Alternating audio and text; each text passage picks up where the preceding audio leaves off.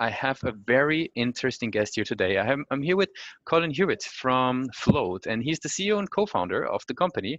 And basically, the mission is to put cash flow forecast at the heart of every small business, right? Making it very easy to project where you're heading and by there steering your business. The company is based in Edinburgh with a team of 30, and actually, nicely enough, office in Australia as well. And the company itself, we're probably talking about this today, they've taken on a mixture of angel investment, bootstrapping, and also VC funding just at the beginning of this year. So they're on a very interesting journey. So Colin, welcome to the show. Thanks, Lucas. Good to be here. Very good. So maybe tell us all about Float in your own words. What is it? What is it all about? Well, I was running a small business previously to Float that I started after university. So we were building websites and software applications. And basically, one of my big challenges was always cash flow and making sure we got the cash in, and then trying to just realizing like I wasn't on top of the finances. The stuff we were getting from our accountants wasn't really something I could read or wasn't useful. And actually I just kept thinking there must be a better way. And we started thinking like, how can I get this finance function in operating much better? Came up with a spreadsheet, which is pretty, unwieldy, and only I could use it. And then we started using cloud accounting software, and we realized like, this is the future. This is the way things need to run. And actually they have APIs and we can pull in the data and we can do something really useful with that. So really what we're all about is trying to help businesses look at a dashboard and understand what their finances are doing, especially their cash. And, we just know too many businesses don't have that they don't have that real-time insight. And that's the vision we have, is to be able to provide that. It's been a long journey, and there's still a long way to go. Very good. Who would you say, obviously we're talking about small businesses here right now, who would you say are the typical clients? Like, everybody who's listening in, what types of businesses are actually benefiting the most? Where's the most value at? Yeah, well, all sorts of businesses actually that are using Float. We've got a really diverse user base, but we find that the types of business that we're focusing on at the moment are typically service-oriented businesses. So they're invoicing for their time, that they're sending out relatively chunky invoices that need to get paid on time, and they're thinking about the projects that they're taking on and do they have enough resources to be able to deliver those.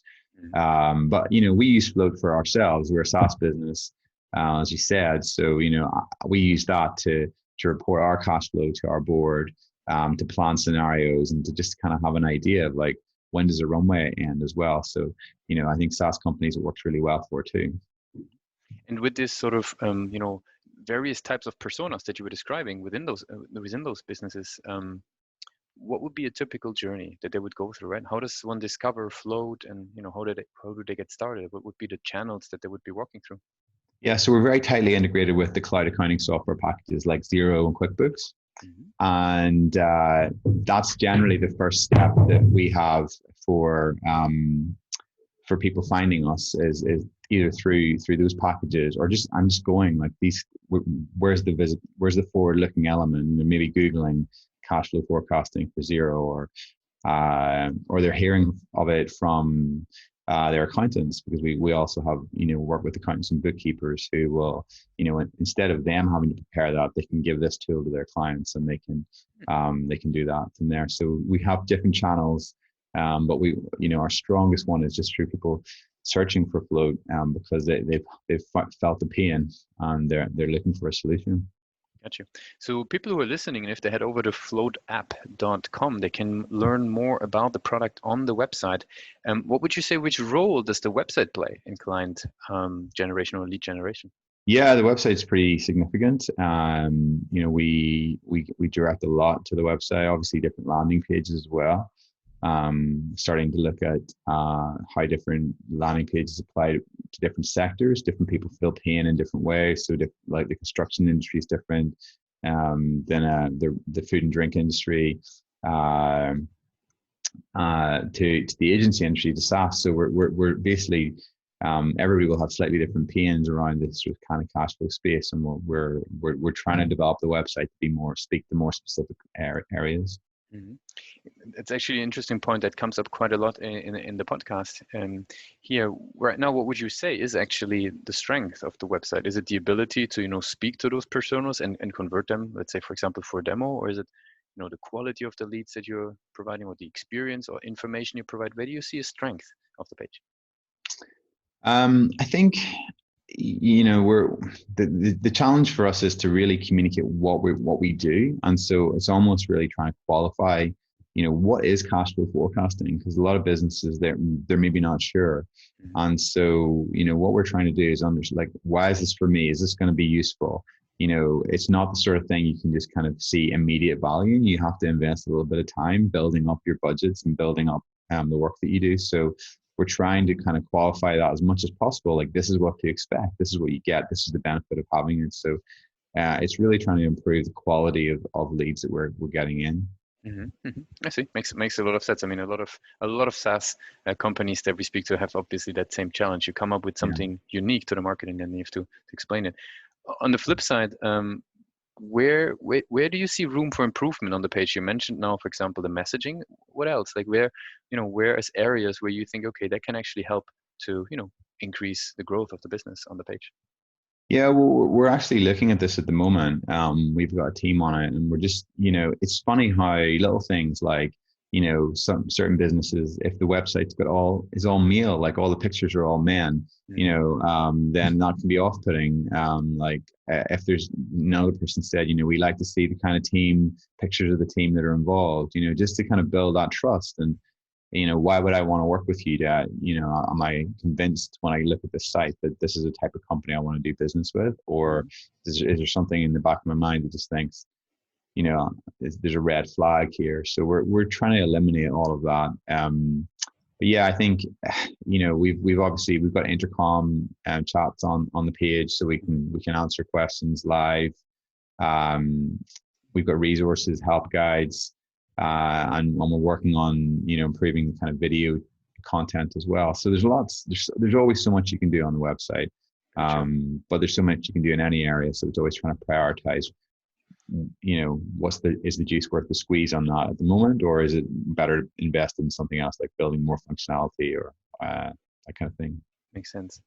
Coming back to the product, right? For everybody who's listening in, what would you say is sort of the main competitive advantage of the tool?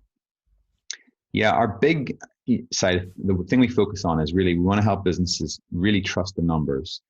That's our sort of really USP. There's other forecasting solutions out there that will use historical averages or loosely claim to use AI to do this kind of thing. And really what we all about is helping businesses really get confident that the numbers that they see are the numbers that they can expect to come out of their bank in the future. So really giving that ability to set clearly the kind of and understand where those figures are coming from. So you can drill down really clearly into all the budgets that you set and see the impact of things that are like invoices and bills that are coming into the system as well. So it's our thing is reliability and trust. And and then we also allow people to build scenarios on top of that, so they can sort of have multiple views of the future, which is very powerful. And just that kind of confident sense that you get when you kind of know what's happening, because we got that live connection into the accounting software as well. That it always stays up to date. So again, it's more reliable in a spreadsheet, which gets out of date as soon as it's created. This is going to be, if all of a sudden you go out and you have a huge bill that comes in the next day, Float's going to show that, so you always know where you're at. Interesting. I would love to switch gears a little bit and talk about you personally as a leader in the company. What type of content do you consume? How do you educate yourself to stay sort of, continuously improving?